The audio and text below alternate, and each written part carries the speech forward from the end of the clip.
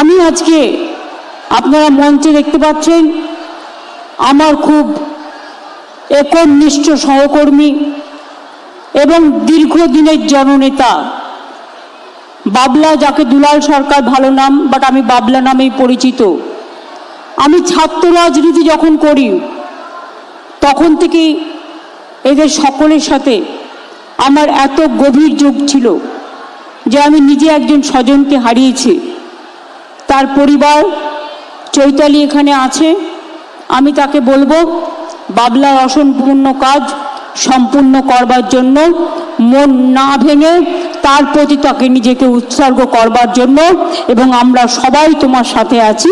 তার কারণ আমি চাই যারা করেছে মাফিয়াদের কোনো জায়গা এই সমাজে নেই, যারা সন্ত্রাস করে তাদের কোনো জায়গা এ সমাজে নেই, যারা দাঙ্গা করে তাদের কোনো জায়গা এ সমাজে নেই, যারা বোনেদের উপর অত্যাচার করে তাদের কোনো জায়গা এ সমাজে নেই, যারা মানুষকে ভালোবাসে তারাই আমার স্বর্গ, যারা সেবা করেন তারাই আমার স্বর্গ, যারা গরিব মানুষকে কাছে টেনে নেয় তারাই আমার ভালোবাসা, তারাই আমার মানবিক দিক।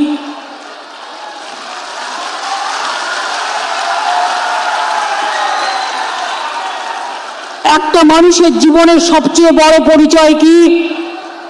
আপনি কি কাজ করলেন। টাকা মানুষের জীবনের সম্পদ নয়।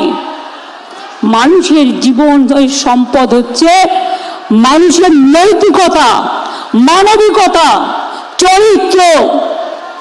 টাকা থাকলে সব হয় না। ধরুন আপনার অনেক টাকা, কালকে হৃদরোগে মারা গেলেন, টাকাটা কোথায় যাবে? ছেলে মেয়েদের মানুষ করুন, মানুষের মতো মানুষ করে গড়ে তুলুন, যাতে তারা মানবিক মানুষ তৈরি হয়, উন্নততর মানুষ তৈরি হয়, যে কথা স্বামী বিবেকানন্দ বারবার বলেছেন। আমি মালদা জেলায় এই অনুষ্ঠান থেকে 1211 কোটি 54,24,00,000 টাকার মধ্যে অনেকগুলো উদ্বোধন এবং শিলান্যাসের করে গেলাম। 123টি প্রকল্পের উদ্বোধন করলাম এবং 76টি প্রকল্পের শিলান্যাস করলাম নতুন করে। তার জন্য 876 কোটি 85,54,00,000 টাকা দেওয়া হলো। আমি খুশি যে মালদার এই মিটিং থেকে আজকে 2 লক্ষ মানুষের কাছে সমস্ত পরিষেবা পৌঁছে যাবে। Thanks to my DM and all the BDO, SDO and all police administration for their active participation. আমি গ্রাম সভা, পঞ্চায়েত সমিতি, জেলা পরিষদ, কর্পোরেশনকে বলবো, সপ্তাহে সপ্তাহে বিডিওদেরও বলবো, দেখে শিক্ষা নিন। চিফ সেক্রেটারি কালকে আমার সাথে এসছেন, উনি আজ সকালবেলায় মালদা মেডিকেল কলেজ ভিজিট করেছেন। উনি আজ সকালবেলায় আরও 6টা-7টা জায়গায় ভিজিট করেছেন। আমি বিডিওদেরও বলবো, ডিএমকেও বলবো, যারা ওসি আছেন তাদেরও বলবো, এবং যারা গ্রাম সভা, পঞ্চায়েত সমিতি, জেলা পরিষদ, কাউন্সিলর, এমএলএ, এমপি আছেন। এমপি আমাদের এখানে কেউ নেই, কারণ 2টো সিট, একটা বিজেপি আর একটা কংগ্রেস পেয়েছে। মৌসুমকে আমি রাজ্যসভায় নিয়ে গেছি। আমি সবাইকে বলবো সপ্তাহে অন্তত একদিন 1 ঘন্টা করে গরিব মানুষের বাড়িতে যান, তাদের সাথে মিশুন। যার ক্ষমতা নেই একটু চা পাতা কিনে নিয়ে যান, একটু দুধ কিনে নিয়ে যান, একটু চিনি কিনে নিয়ে যান, এবং তাদের বাড়িতে বলুন, আসুন আমিও চা খাই, আপনাকেও চা খাওয়াই। এইটুকু কাজ করতে বেশি টাকার প্রয়োজন হয় না, আর এর জন্য কারো কাছে চাইবার প্রয়োজন হয় না। মানুষ মনে করে উনি আমার বাড়িতে এসছেন, এটা বড় ব্যাপার। যাবেন, মাটির দেওয়ায় বসবেন, খাটিয়ায় বসবেন, চেয়ার দিলে চেয়ারে বসবেন, যেখানে যেমন জায়গা পাবেন বসবেন, আর বসে জিজ্ঞেস করবেন আপনার কি কোনো সমস্যা আছে। যদি থাকে 24শে জানুয়ারি থেকে একেবারে 1 ফেব্রুয়ারি পর্যন্ত আবার দুয়ারে সরকার হচ্ছে, অর্থাৎ আপনার দুয়ারে সরকার আসছে।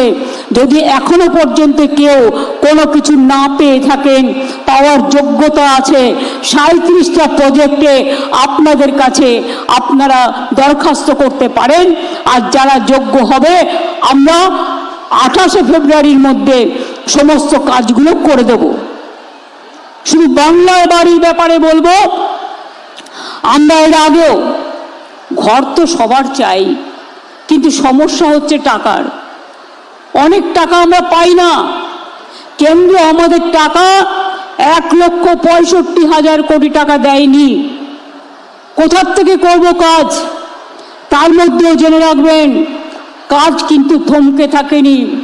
চলছে আমার খাদ্যসাথী, চলছে আমার স্বাস্থ্যসাথী, চলছে আমার কন্যাশ্রী, চলছে আমার লক্ষ্মীর ভাণ্ডার, চলছে আমার কৃষক বন্ধু, চলছে আমার শিল্প গড়া, চলছে আমার সুস্বাস্থ্য কেন্দ্র, চলছে আমার হাসপাতাল, চলছে আমার শিল্প বন্ধু, চলছে আমার পরিযায়ী শ্রমিকের কাজ, চলছে আমার শিক্ষাশ্রী, চলছে আমার যুবশ্রী, চলছে আমার মেধাশ্রী, চলছে আমার ঐক্যশ্রী, চলছে আমার স্টুডেন্ট স্মার্ট কার্ড, চলছে রূপশ্রীর কাজ, চলছে বিড়ি শ্রমিকের জন্য, পরিযায়ী শ্রমিক যারা বাইরে কাজ করে, হয়তো তারা ফিরে এসছে, তাদের জন্য 100 দিনের কাজ বন্ধ করে দিলেও কেন্দ্র।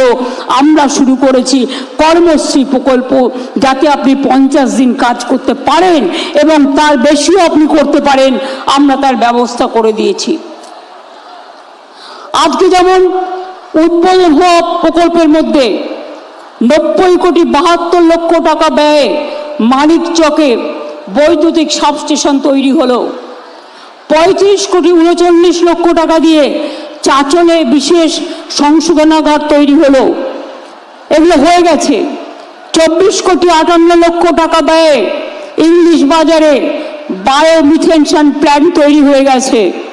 5,87,00,000 টাকা ব্যয়ে রতুয়া ভালুকা বাজার রাস্তাতে 12 মাইলের ওপর সেতু হয়েছে। সল্টলেকে 3 কোটি টাকা দিয়ে মালদা ভবন তৈরি করে দেওয়া হয়েছে। অর্থাৎ মালদার মানুষ কলকাতায় গেলে মালদা ভবন আছে, ওখানে গিয়েও আপনারা থাকতে পারেন। আদিবাসী ভবন আছে, আদিবাসী ভবনে গিয়েও থাকতে পারেন। সংখ্যালঘু ভবন আছে, সংখ্যালঘু ভবনে গিয়েও থাকতে পারেন।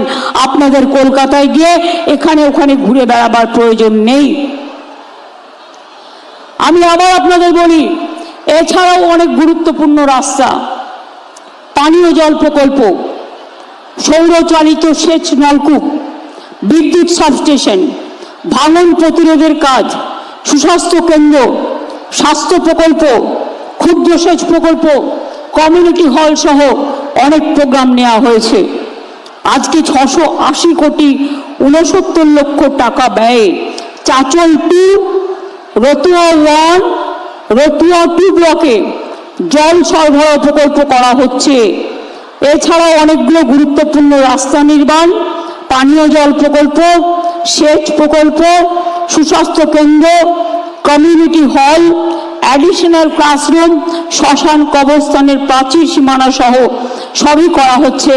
জাহের থান, মাজিদ থানও এর মধ্যে আছে, তাদেরও আমরা এখন পাট্টা দিই আমার আদিবাসী ভাই বোনেদের। মনে রাখবেন, মালদার আম, মালদার রেশম খুব বিখ্যাত। আমি খুশি আজকে দেখে যে মাশরুম চাষ হচ্ছে এখানে, এবং মাশরুম যদি আপনারা ভালো করে চাষ করতে পারেন, মাশরুম কিন্তু ভালো প্রোটিন, এবং মাশরুম লোকে আপনার কিন্তু বিদেশি বাজার হবে। এবং আপনাদের এখানে এক্সপোর্ট সেন্টার অলরেডি আমি বলেছিলাম করবার জন্য হয়েছে। আগে আম বিদেশে আপনারা রপ্তানি করতে পারতেন না, কিন্তু এখন আমরা ট্রিটমেন্ট প্ল্যান করে দিয়েছি। আমগুলোকে গরম জলে ধুয়ে তারপরে সেগুলো প্যাকেজিং করে বাইরে পাঠাতে হয়, এবং এখন আম মেলা হয়, আম উৎসব হয়। মালদার আম, মুর্শিদাবাদের আম বিখ্যাত আম, এটা মনে রাখবেন। আম থেকে আমসত্ত্ব, রেশম থেকে মাশরুম, মাশরুম থেকে অন্যান্য চাষ আপনাদের গর্ব।